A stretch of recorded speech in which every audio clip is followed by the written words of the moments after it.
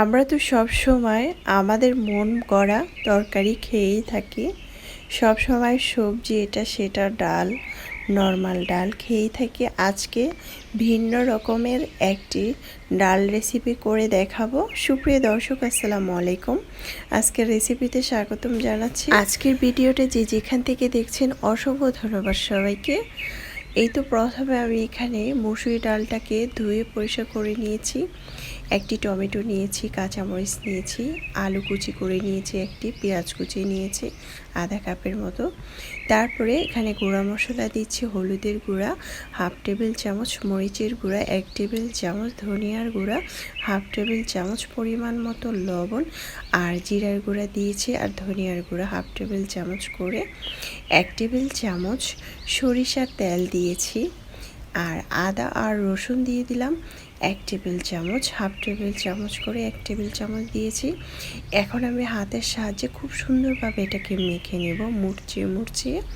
এখন খুব সুন্দর করে মাখা হয়ে গিয়েছে। তারপরে চুলায় একটি প্যান বসিয়েছি। প্যানটার মধ্যে দিয়ে দিলাম সরিষার তেল। তেলটা যখন গরম হয়ে আসবে তখন আমি এখানে দিয়ে দিব 1 চিমটি আস্ত জিরা, 2টি শুকনো মরিচ। আমি এখানে সরিষার তেল দিয়েছি প্রায় 2 থেকে 3 টেবিল চামচের মতো। আর সরিষার তেলটা দিয়ে রান্না করার চেষ্টা করবেন, তাহলে খেতে অসম্ভব মজার হবে। তারপরে যখন একটু ভাজা হয়েছে মরিচটা আর পাঁচফোড়নটা মানে আস্ত জিরাটা, তখন দিয়ে দিলাম হচ্ছে ডালটা যেটা মেখে রেখেছিলাম সেটা। এখন আমি অনবরত নেড়েচেড়ে দিয়ে ঢাকনা দিয়ে ঢেকে রেখেছিলাম প্রায় 2 থেকে 3 মিনিটের মতো। 3 মিনিট পর চলে আসলাম। দেখতেই পেয়েছেন খুব সুন্দরভাবে কিন্তু এটা কষানো হয়ে গিয়েছে। এখন আমি এখানে দিয়ে দিচ্ছি ফুটন্ত গরম পানি। আমি এখানে ফুটন্ত গরম পানি দিয়েছি 1.5 কাপের মতো। এটা যদি ঝোল রাখতে চান সেক্ষেত্রে কিন্তু পানির পরিমাণটা আর একটু বেশি দিতে হবে। আমি যতটুকু পানি দিয়েছি ততটুকুই কিন্তু পারফেক্টভাবে সিদ্ধ হয়ে গিয়েছে। দেখতেই পাচ্ছেন খুব সুন্দরভাবে সিদ্ধ হয়ে গিয়েছে। এখন আমি চুলার আঁচটা কমিয়ে দিব।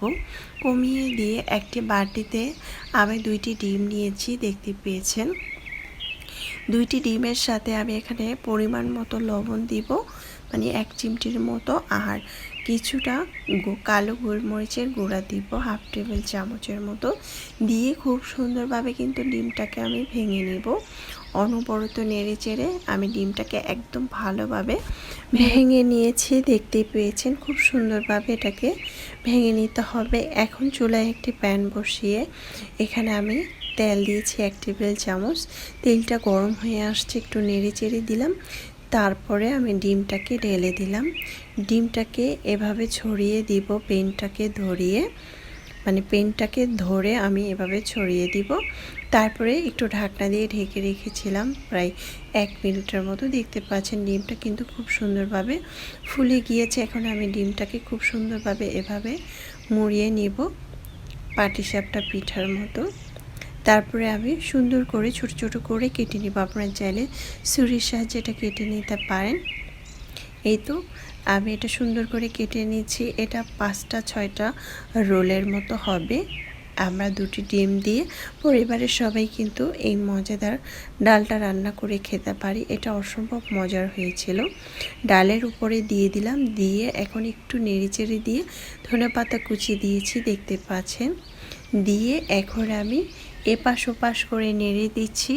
আর কিছুটা ভাজা গুঁড়া মশলা দিচ্ছি, জিরার গুঁড়া দিয়ে দিলাম। তারপর কিন্তু আমি চুলার আঁচটা বন্ধ করে দিয়ে একটি বাটিতে গরম গরম পরিবেশন করে নিয়েছি।